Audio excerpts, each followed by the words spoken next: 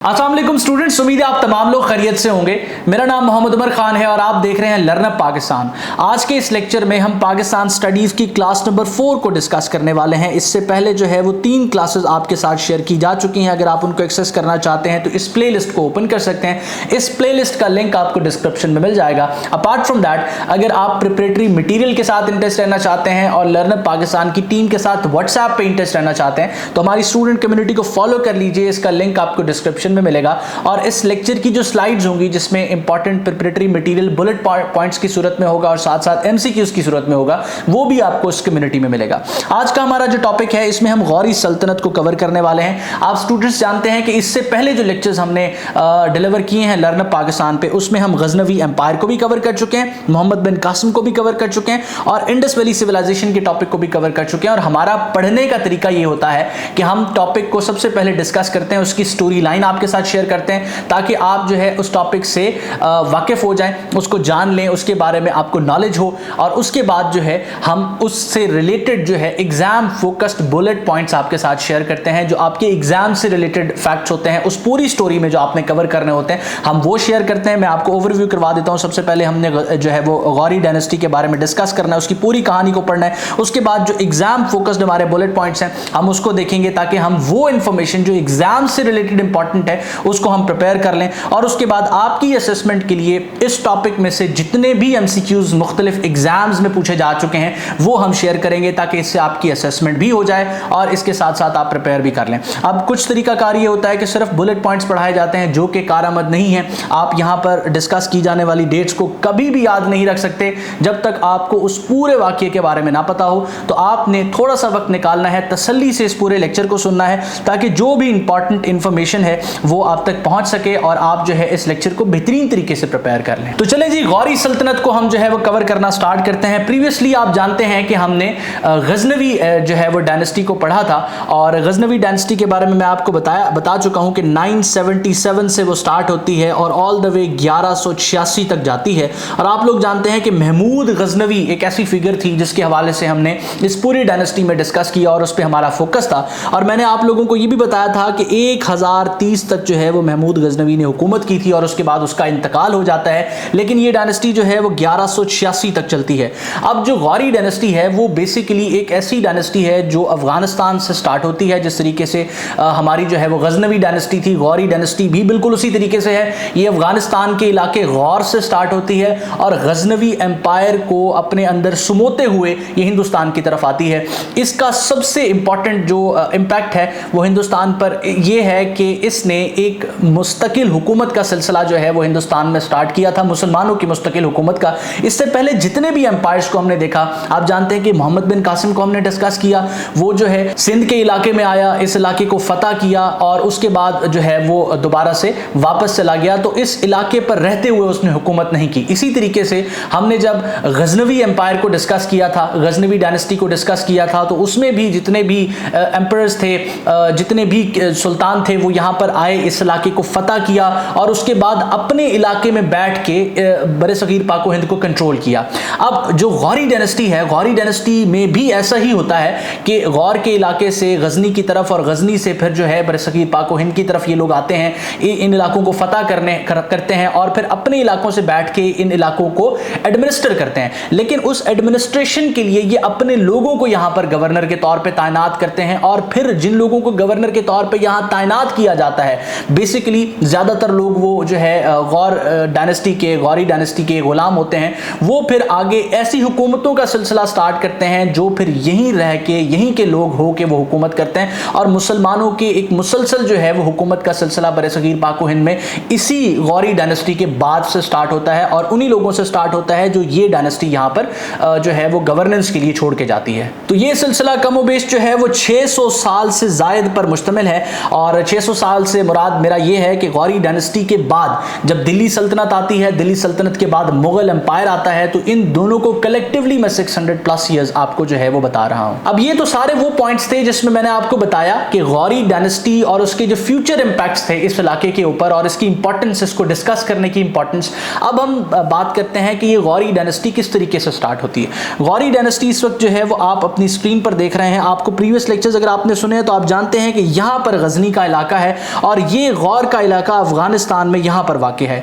तो गौर के ये लोग होते हैं, अलाउद्दीन हसन गौरी के नाम से जो है वो एक पर्सन है जो कि गौर के इलाके से उठता हुआ गजनवी को जाके फतह करता है, और उसके बाद इसके जो दो भतीजे हैं उसमें सर फहरिस्त जो है वो गयासुद्दीन मोहम्मद गौरी है और दूसरे पर्सन का नाम जो है वो शहाबुद्दीन मोहम्मद गौरी है। तो ये दोनों जो है इस हुकूमत को टेक ओवर कर लेते हैं अलाउद्दीन हसन गौरी के बाद। अब अलाउद्दीन हसन गौरी के ये दोनों भतीजे हैं, उसमें जो गयासुद्दीन मोहम्मद गौरी है ये बेसिकली गौरी सल्तनत का सुल्तान बनता है, हुक्मरान बनता है, और इसका जो भाई है शहाबुद्दीन मोहम्मद गौरी ये बेसिकली इसका नायब और इसका फौजी कमांडर बनता है, जिसका मेन पर्पस होता है कि बरसगीर के इलाके में वो फतुहात और रियासत की एक्सपेंशन का सिलसिला स्टार्ट करे। तो हमने क्या देखा कि जो शहाबुद्दीन मोहम्मद गौरी है उसके जिम्मे क्या टास्क आता है कि उसने गजनी से लेके आगे की तरफ हिंदुस्तान का जो इलाका है उसको फतह करना है, और गयासुद्दीन मोहम्मद गौरी क्या करता है, जो उसका भाई जिसके पास हुकूमत आती है वो जो है वो अपनी एक्सपेंशन जो है विद इन अफगानिस्तान और जो दूसरे इलाके हैं उसकी एडमिनिस्ट्रेशन की तरफ स्टार्ट कर देता है। तो कहानी इस तरीके से स्टार्ट होती है कि जब शहाबुद्दीन मोहम्मद गौरी, जिसको हम डिस्कस करने वाले हैं, शहाबुद्दीन मोहम्मद गौरी जो हमारे इस लेक्चर की मेन फिगर होने वाले हैं, वो अपना सफ़र स्टार्ट करते हैं अपनी रियासत को एक्सपैंड करने का, और वो पहुंचते हैं मुल्तान के मकाम पर। तो मुल्तान की हुकूमत को सबसे पहले ये शिकस्त देते हैं, मुल्तान के शहर को फतह करते हैं, और मुल्तान के शहर को फतह करने के बाद ये उच्च की तरफ रवाना होते हैं। हमारे लिए इस लेक्चर में जो चीज़ें एग्जाम पर्सपेक्टिव से उस स्टोरी के लिए ज़रूरी होंगी हम सिर्फ वही अंडरस्टैंड करेंगे। हमने ये कहानी सिर्फ और सिर्फ एग्जाम से रिलेटेड फैक्ट्स को याद करने के लिए, प्रिपेयर करने के लिए करनी है।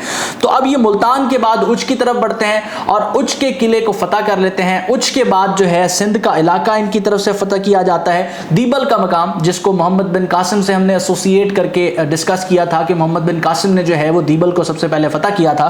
तो जो शहाबुद्दीन मोहम्मद गौरी हैं ये दीबल के इलाके को भी फतह करते हैं और उसके बाद जो है गजनी की तरफ वापस लौट जाते हैं। इनका भी वही तरीकाकार है जो प्रीवियस कमांडर्स का था, जो प्रीवियस सुल्तान का था, कि वो अपने इलाके से ऑपरेट करते थे, मुख्तलिफ इलाकों को फतह करते थे और फिर अपने इलाकों की तरफ लौट जाते थे। अब इनकी सबसे बड़ी जो विक्ट्री इसके बाद मुल्तान, उच्च और दीबल के बाद होगी वो होगी लाहौर की। अब लाहौर को ये फतह करते हैं 1186 में। वैसे तो शहाबुद्दीन मोहम्मद गौरी 1181 के अंदर लाहौर पर एक कामयाब हमला कर चुके होते हैं, लेकिन उसके बाद मुकम्मल तौर पर लाहौर का कंट्रोल बागियों से, रेबल से ये छीनने में कामयाब होते हैं सन 1186 एडी में। अब इंपॉर्टेंट यहां पर यह है कि ये हराते किसको हैं। तो शहाबुद्दीन मोहम्मद गौरी हराते हैं खुसरो मलिक को। खुसरो मलिक कौन है? आपको याद होगा कि प्रीवियस लेक्चर हमारा किस टॉपिक पर था? प्रीवियस लेक्चर हमारा था गजनवी डायनेस्टी के ऊपर। तो गजनवी डायनेस्टी का जो आखिरी हुक्मरान था वो खुसरो मलिक था। तो क्योंकि गजनी के मकान से इनको निकाल दिया गया था, ये वहां से अपना इलाका, अपनी टेरिटरी हार चुके थे, तो लाहौर में जो है वो ये मुकीम थे और लाहौर को इन्होंने अपना जो है वो गढ़ बनाया हुआ था। तो लाहौर फतह कर लिया जाता है शहाबुद्दीन मोहम्मद गौरी की तरफ से, और जो गजनवी डायनेस्टी का आखिरी हुक्मरान है खुसरो मलिक, उसको जो है वो वहां से डिफीट करके उसको निकाल दिया जाता है। तो फैक्ट हमारे लिए क्या इंपॉर्टेंट है कि शहाबुद्दीन मोहम्मद गौरी ने लाहौर को मुकम्मल तौर पर फतह किया 1186 में, और किससे छीना? खुसरो मलिक से। उसके बाद अगर आप गौर करें तो अफगानिस्तान के इलाके गौर से स्टार्ट होके ये गजनी की तरफ जाते हैं। गजनी के बाद जब ये बरसगीर पाक व हिंद में एंटर होते हैं तो पेशावर को, मुल्तान को, उच्च को, लाहौर को फतह करने के बाद अब इन्होंने जो है हिंदुस्तान को मजीद एक्सपैंड करना है अपनी टेरिटरी को। लेकिन यहाँ पर एक मसला था कि जब ये अपनी एक्सपेंशन जो है लाहौर से इस तरफ कर रहे थे, ईस्टर्न साइड पर कर रहे थे, तो यहाँ दिल्ली पर और मुख्तलिफ इलाकों पर जो है वो कुछ राजपूत जो है वो यहाँ पर जो है हुक्मरानी कर रहे थे, और इसमें जो लीड कर रहा था इनको, जो सर फहरिस्त यहाँ पर मौजूद थी शख्सियत, वो पृथ्वीराज चौहान की थी। तो पृथ्वीराज चौहान बेसिकली दिल्ली, अजमेर और इन इलाकों पर जो है वो अपनी हुकूमत कर रहे थे, और ये बड़े स्ट्रॉन्ग एम्पायर्स कंसीडर किए जाते थे क्योंकि इन तमाम जो चौहान और राजपूत हैं इनकी एकता थी, और इनको यहाँ से हरा के इनसे टेरिटरी लेना और जो है दोबारा से इसको अपनी एक्सपेंशन को कंटिन्यू करना बड़ा मुश्किल था। बहरहाल तारीख फरिश्ता जो मोहम्मद कासिम फरिश्ता की तरफ से लिखी गई है, ये किताब हमें ये बताती है कि जो शहाबुद्दीन मोहम्मद गौरी हैं, ये सबसे पहले अपना एक कासिद भेजते हैं और पृथ्वीराज चौहान को इस्लाम कबूल करने और इनकी अतात के बारे में कहते हैं। तो साल होता है 1191 का, 1191 AD का। अब ये वो फैक्ट्स हैं जो एग्जाम से रिलेटेड 100% इंपॉर्टेंट हैं। अगर शहाबुद्दीन मोहम्मद गौरी से क्वेश्चन आता है तो इन्हीं जो है वो चीज़ों को टारगेट किया जाता है जो मैं अब आपको बता रहा हूँ। तो वो अपना एक कासिद भेजते हैं और डेफिनेटली पृथ्वीराज चौहान जो है इनकी अतात करने से इनकारी हो जाता है। तो ये उनके ऊपर जो है वो जंग का ऐलान करते हैं। ये जंग जो है वो तराइन के मकाम पर लड़ी जाती है और यहाँ पर 2 जंगें होती हैं। तो सबसे पहले हमारा जो है वो बैटल ऑफ तराइन 1 है। तो तराइन 1 जो है वो कब लड़ी जाती है? 1191 AD में। और इसमें जो है जब दोनों फौजें एक दूसरे के आमने सामने आती हैं तो यहाँ पर शहाबुद्दीन मोहम्मद गौरी को शिकस्त का सामना करना पड़ता है। उसकी रीज़न ये कि एक तो पृथ्वीराज चौहान जो है बड़ी मजबूत तरीके से इनके ऊपर हमला आवर होता है, इनके इलाके में इनको हराना बड़ा मुश्किल होता है और जो फौज वो लेके आते हैं वो शहाबुद्दीन मोहम्मद गौरी से कई गुना जो है वो बड़ी होती है। तो शहाबुद्दीन गौरी जो है अपनी जब यहाँ से उनको हार होती है तो उसको वो बड़ा संजीदगी से लेते हैं और अगले ही साल तराइन के मकाम पर दोबारा से पृथ्वीराज चौहान के ऊपर वो हमला करते हैं। तो दूसरी जो हमारी जंग है वो कब होती है? 1192 AD के अंदर। तो ये 2 जंगें, इनकी तारीख और इनकी फतुहात के हवाले से क्वेश्चन किया जाता है शहाबुद्दीन गौरी के टॉपिक से। तो आपको पता होना चाहिए कि बैटल ऑफ तराइन 1 जो है वो कब हुई है? 1191 AD में। और इसका नतीजा क्या था कि पृथ्वीराज चौहान इस जंग को जीत गया था। और दूसरी जंग जब होती है, जब ये दोनों आमने सामने होते हैं और ये 1192 AD में होती है तो पृथ्वीराज चौहान को शहाबुद्दीन मोहम्मद गौरी ना सिर्फ हराता है बल्कि गिरफ्तार भी कर लेता है और अजमेर, दिल्ली और इन इलाकों के ऊपर जो है अपनी सल्तनत को एक्सपैंड कर देता है। और यहीं से मुसलमानों की हुकूमत का आगाज बरसगीर पाको हिंद में होता है। दिल्ली सल्तनत के ऊपर वो अपने एक गुलाम कुतुबुद्दीन ऐबक को जो है वो गवर्नर के तौर पे बिठाता है। और कुतुबुद्दीन ऐबक, क्योंकि ये गुलाम आम गुलाम नहीं है, गुलाम से ये मुराद नहीं है कि ये उनको सर्व करने वाले गुलाम थे, ये खरीदे हुए गुलाम होते हैं और इनको खरीद के इनकी परवरिश की जाती है। तो ये इनकी आर्मी के अंदर जनरल्स के ओहदे पर होते हैं। तो कुतुबुद्दीन ऐबक जो है इसका एक गुलाम भी था शहाबुद्दीन मोहम्मद गौरी का और साथ साथ जो है वो एक मिलिट्री कमांडर भी था। तो वो दिल्ली को एडमिनिस्टर करना स्टार्ट करता है, उसका गवर्नर तैनात होता है और वो भी अपने इलाके के अंदर जो है वो अपनी इस टेरिटरी को एक्सपैंड करता है। तो इस वक्त जो है आप अपनी स्क्रीन पे वो नक्शा देख रहे हैं जो शहाबुद्दीन मोहम्मद गौरी इस दुनिया से जाने से पहले तक जो है अपने एम्पायर को एक्सपैंड करते हैं। ये वो इलाका है और गौरी डायनेस्टी शहाबुद्दीन मोहम्मद गौरी के जाने के बाद से जो उन्होंने हुक्मरान वहां पर छोड़े थे वो उस टेरिटरी को खत्म नहीं कर देते, लूज नहीं कर देते। जिस तरीके से हमने गजनवी एम्पायर में देखा कि महमूद गजनवी जैसे इस दुनिया से जाते हैं 1030 में, तो उसके बाद जो वो सल्तनत है उसको किसी और की तरफ से उसके ऊपर कब्जा कर लिया जाता है, ऐसा नहीं होता। तो ये जो इन्होंने अपने गवर्नर्स, हुक्मरान और जो इनके गुलाम होते हैं ये उस लेगेसी को कंटिन्यू करते हैं और एक हुकूमतों का सिलसिला स्टार्ट हो जाता है बरसगीर पाको हिंद में। अब कहा यह जाता है और अगर आप फैक्ट्स को देखें तो आपको भी अंदाजा होगा कि ये जो सेकंड बैटल ऑफ जो है वो तराइन थी ये बड़ी इंपॉर्टेंट थी। अगर शहाबुद्दीन मोहम्मद गौरी इस जंग को हार जाता तो फिर मुसलमानों की हुकूमतों का सिलसिला बरसगीर पाको हिंद में 600 साल तक ना चल सकता और ये उसी तरीके से मजबूती से जो हिंदू जो सूरमा है वो अपनी हुकूमतों को कंटिन्यू रखते। तो आप तमाम स्टूडेंट्स के लिए यहां पर ये फैक्ट याद रखना जरूरी है जो मैंने आपको बताया, इन दोनों बैटल से रिलेटेड क्वेश्चन पूछा जाता है। उसके बाद अब शहाबुद्दीन मोहम्मद गौरी की मौत के हवाले से, इनकी वफात के हवाले से भी जो है क्वेश्चंस पूछे जाते हैं। अब इनका अगर ईयर ऑफ डेथ पूछा जाए तो ये ईयर ऑफ डेथ इनका बनता है 1206। तो 1206 में झेलम जो डिस्ट्रिक्ट है उसके करीब दरिया सिंध के किनारे जो है ये आराम कर रहे होते हैं, किसी जो है वो जंग से वापस जा रहे होते हैं गजनी की तरफ। तो 1206 में ये आराम कर रहे होते हैं, रात का वक्त होता है, कुछ बागी जो है इनके खैमे में घुस आते हैं, 20 के करीब वो बागी होते हैं और इनको जो है वो कत्ल कर देते हैं। तो शहाबुद्दीन मोहम्मद गौरी को कत्ल कर दिया जाता है और झेलम के करीब जो है वो इनको कत्ल किया जाता है। अब इनका जो मज़ार है वो कहाँ पर वाक़ई है ये भी आपसे क्वेश्चन किया जा सकता है। तो ये जो सुहावा के करीब जो है एक गाँव है झेलम में, वहाँ पर जो है वो इनका मज़ार है और ये मज़ार अब्दुल कदीर खान, डॉक्टर अब्दुल कदीर खान साहब ने जो है वो ये मज़ार तामीर करवाया था। आप जानते हैं कि भारत की तरफ से पृथ्वी मिसाइल जब बनाया गया था तो उसके जवाब में गौरी मिसाइल बनाया गया था, तो वो जो गौरी मिसाइल था वो उस पृथ्वी मिसाइल का जवाब था। और जब भी पृथ्वीराज चौहान का नाम आता है तो उसके जवाब में मुसलमानों की तरफ से जो है वो शहाबुद्दीन मोहम्मद गौरी का नाम लिया जाता है। तो ये वो पूरी कहानी है जो आप लोगों के लिए जानना ज़रूरी थी। अब क्वेश्चन क्या पूछे जा सकते हैं, इनकी डेथ के हवाले से जो ईयर है वो पूछा जा सकता है। अच्छा, इसी दौरानिया में एक और चीज़ आप नोटिस कर लें कि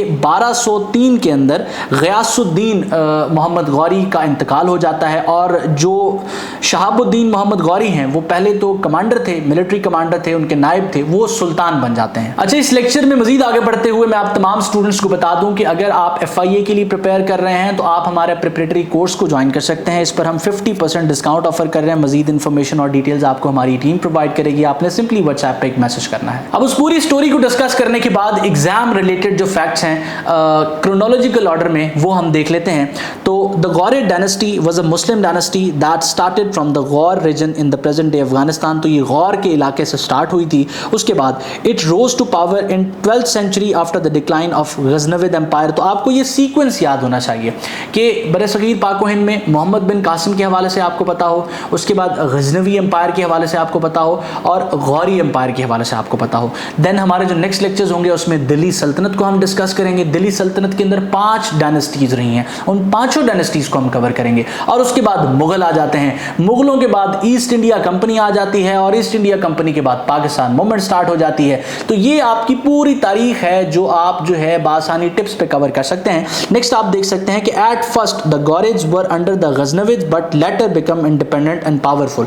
तो यहाँ सिंपल बताया जा रहा है कि जब गजनवी अपने उरूज पर थे तो गौरी उनके सबऑर्डिनेट थे, लेकिन जैसे ही गजनवियों का जो डिक्लाइन है वो स्टार्ट होता है तो गौरी उरूज पकड़ते हैं और उस सल्तनत को जो किसी वक्त में इन पर हुकूमत कर रही थी उसको अपने अंदर जम कर लेते हैं। Ghiyasuddin Mohammad was a key ruler who made the Ghurid state strong and stable. तो गयासुद्दीन मोहम्मद क्योंकि अपनी पूरी जिंदगी सुल्तान के तौर पे जो है वो सर्व करता है तो ये एक की रूलर है। उसके बाद he expanded Ghurid control in central Asia and improvised administration. अब आपको जिस तरह मैंने बताया कि शहाबुद्दीन मोहम्मद गौरी बरसगीर पाक हिंद में आते हैं और गयासुद्दीन गौरी जो है वो सेंट्रल एशिया में जो है इस रियासत की कंट्रोल को जो है वो मजीद बढ़ाते हैं। मोइजुद्दीन मोहम्मद, अब ये शहाबुद्दीन के हवाले से जब इनका नाम पूछा जाए तो मोइजुद्दीन मोहम्मद भी जो है वो इनका दूसरा नाम है, वो भी एक फेमस रूलर है इस डायनेस्टी के। अच्छा, अब क्योंकि हम स्टोरी डिस्कस कर चुके हैं, ये सारे फैक्ट्स हम ऑलरेडी पढ़ चुके हैं। अगर आपने गौर से उस सारी बात को सुना है तो बासानी आप इन फैक्ट्स को जो है वो अंडरस्टैंड कर रहे होंगे। Shahabuddin Ghori focused on expansion into the Indian subcontinent through several military campaigns. In 1191 AD Shahabuddin Ghori was defeated by Prithviraj Chauhan in the first battle of Tarain. अब फर्स्ट बैटल ऑफ तराइन ये एक इंपॉर्टेंट MCQs है, ये एक इंपॉर्टेंट MCQs है कि फर्स्ट बैटल ऑफ तराइन कब हुई? 1191 के अंदर। और वो कौन हार गया? शहाबुद्दीन मोहम्मद गौरी। अब जितनी बार मैं ये चीजें रिपीट कर रहा हूं ना, आप सिर्फ और सिर्फ लेक्चर ही सुन के एक बार नोट कर लेते हैं तो यहां से जितने भी MCQs आएंगे वो आपके कवर हो जाएंगे। उसके बाद in 1192 AD Shahabuddin Ghori defeated Prithviraj Chauhan in second battle of Tarain. तो सेकंड बैटल ऑफ तराइन में कौन जीत जाता है? शहाबुद्दीन मोहम्मद गौरी। और कब होती है? 1192 AD में। उसके बाद नेक्स्ट आप देख सकते हैं this victory in 1192 help establish Muslim rule in northern India. Qutbuddin Aibak his slave general become the ruler of Delhi after him. अब आप लोगों को मैंने बताया कि इसके बाद स्लेव डायनेस्टी जो है वो स्टार्ट होती है, दिल्ली सल्तनत का कयाम और स्लेव डायनेस्टी जो है ये कुतुबुद्दीन ऐबक की तरफ से जो है वो की जाती है। कुतुबुद्दीन ऐबक कौन था? ये बेसिकली शहाबुद्दीन मोहम्मद गौरी का एक गुलाम था। इसी तरीके से मुल्तान को नासिरुद्दीन कबाचा की तरफ से रूल किया जाता है, वो भी जो है शहाबुद्दीन मोहम्मद गौरी का एक गुलाम होता है। अच्छा, उसके बाद इल्तुतमिश के हवाले से बात की जा रही है। इल्तुतमिश बेसिकली दिल्ली सल्तनत का स्लेव डायनेस्टी का तीसरा हुक्मरान है और ये भी जो है शहाबुद्दीन मोहम्मद गौरी का एक गुलाम था। The Ghurid empire weaken after the death of Ghiyasuddin Mohammad. तो गयासुद्दीन मोहम्मद जो है सन 1202 के अंदर इनकी वफात हो जाती है। कुछ रिसोर्सेज 1203 भी बताते हैं। तो आपने जो है PPSC के लिए अगर प्रिपेयर कर रहे हैं, PPSC के लिए प्रिपेयर कर रहे हैं तो 1203 के रेफरेंस को आपने दुरुस्त मानना है, इसको आपने 1202 को दुरुस्त नहीं मानना। नेक्स्ट आप देख सकते हैं कि Mohammad Ghori was killed in 1206 CE which led to the breakup of the empire. तो 1206 ये भी एक इंपॉर्टेंट MCQs है। तो 1206 के अंदर जो है शहाबुद्दीन मोहम्मद गौरी की वफात हो जाती है और वफात किस तरीके से होती है कि उनको जो है रेबल्स की तरफ से, बागियों की तरफ से उनका कत्ल कर दिया जाता है। उसके बाद आप जानते हैं कि हमने डिस्कस किया शहाबुद्दीन मोहम्मद गौरी का जो मज़ार है वो जेहलम के करीब वाक़ है, लेकिन यहाँ पर भी एक कंट्रोवर्शियल फैक्ट है कि कुछ लोग कहते हैं कि जैसे ही इनकी वफ़ात हो गई, वफ़ात के हवाले से तो कोई कंट्रोवर्सी नहीं है कि इस मकाम पर हुई थी, लेकिन उसके बाद वो लोग कहते हैं कि इनको गजनी वापस ले जाया गया और कुछ लोग कहते हैं कि यहीं दफन कर दिया गया जिस जगह पर उनका कत्ल हुआ था, और उसके बाद जो अब्दुल कदीर खान है उन्होंने इनका मज़ार बनवाया था। अच्छा, उसके बाद हम MCQs की तरफ आ जाते हैं। अब अगर आप चाहते हैं कि ये पूरी स्लाइड्स आपको हम प्रोवाइड कर दें तो आप हमारी स्टूडेंट कम्युनिटी को ज्वाइन कर सकते हैं। ये स्लाइड्स आपको बिल्कुल फ्री प्रोवाइड की जाएंगी। स्टूडेंट्स को जो स्टूडेंट कम्युनिटी में असिस्टेंस दी जाती है वो भी बिल्कुल फ्री है। स्टूडेंट कम्युनिटी को ज्वाइन करने के लिए सिंपली आपने यहाँ पर मैसेज करना है या डिस्क्रिप्शन में मौजूद लिंक को आप इस्तेमाल कर सकते हैं। अब ये वो क्वेश्चंस हैं जो इस टॉपिक से सोर्स्ड हैं, मुख्तलिफ एग्जाम्स में पूछे जा रहे हैं। मैं इसका आंसर आपके साथ शेयर नहीं करूंगा, इसके आंसर्स आपने खुद मार्क करना है क्योंकि एक बड़ा तफसीली लेक्चर हमने आपके साथ शेयर किया है और ये सारे क्वेश्चंस उस लेक्चर में डिस्कस हो चुके हैं। In which year did sultan Shahabuddin Ghori defeated Prithviraj Chauhan in the second battle of Tarain. तो सेकंड बैटल ऑफ तराइन में जो है पृथ्वीराज चौहान को शहाबुद्दीन गौरी की तरफ से हराया जाता है। साल कौन सा है, तारीख पूछी जा रही है। अब वो स्टूडेंट्स जो कहते थे कि जी डेट्स याद करना बड़ा मुश्किल है, जब आप इन सारे इवेंट्स को क्रोनोलॉजिकली पढ़ रहे हैं, साथ साथ जो है वो समझ रहे हैं, तो आपके लिए डेट्स याद करना बिल्कुल मुश्किल नहीं है। उसके बाद इन विच ईयर वह सुल्तान महमूद गौरी बॉर्न। अब सुल्तान शहाबुद्दीन गौरी की तारीख पैदाइश के हवाले से पूछा जा रहा है। अगर आपको कुछ ना पता हो, आपको चीजें कंफ्यूज करें, तो इसको जाके सिंपली आप सर्च कर सकते हैं। नेक्स्ट आप देख सकते हैं कि in which year did Mohammad Ghori die. तो किस साल के अंदर जो है शहाबुद्दीन मोहम्मद गौरी की वफात होती है। शहाबुद्दीन मोहम्मद गौरी के नाम से भी आपको जो है वो क्वेश्चन दिया जा सकता है और मोहम्मद गौरी के नाम से भी क्वेश्चन दिया जा सकता है। नेक्स्ट आप देख सकते हैं कि Qutbuddin Aibak was the founder of slave Mamluk dynasty after which dynasty. अब कुतुबुद्दीन ऐबक बेसिकली जो दिल्ली सल्तनत की स्लेव डायनेस्टी है, मैंने आपको बताया कि दिल्ली सल्तनत की कुल 5 डायनेस्टीज हैं, तो उसमें पहली जो है वो स्लेव या ममलूक डायनेस्टी है, जिसको नेक्स्ट लेक्चर में हम डिस्कस करने वाले हैं। तो ये डायनेस्टी किस डायनेस्टी के बाद आई थी? अगर आपने उस लेक्चर को तसलसल से सुना है तो आपको अंदाजा होगा कि ये किस डायनेस्टी के बाद आई है। ऑप्शंस को रीड करके करेक्ट आंसर आपने मुझे कमेंट सेक्शन में बताना है और सारे क्वेश्चंस का बताना है, मैं कमेंट्स को देख रहा होता हूं। उसके बाद when did Mohammad Ghori conquered Lahore, तो लाहौर को कब फतह किया गया। उसके बाद in which year did Mohammad Ghori lose the first battle of Tarain, तो पहली बैटल जो है शहाबुद्दीन मोहम्मद गौरी की तरफ से लूज कर दी गई थी, साल कौन सा था आपसे पूछा जा रहा है। उसके बाद what was the real name of Shahabuddin Mohammad Ghori, तो शहाबुद्दीन मोहम्मद गौरी का असल नाम क्या था, ये आपसे पूछा जा रहा है। Shahabuddin Mohammad Ghori was the younger brother of, तो शहाबुद्दीन मोहम्मद गौरी जो है वो किसके भाई थे। अच्छा, इसमें सारे MCQs वो नहीं है जो पेपर में एज इट इज पूछे जा रहे हैं, कुछ क्वेश्चंस आपकी असेसमेंट के लिए भी हैं ताकि पूरे टॉपिक को आप अच्छे तरीके से समझ जाएं।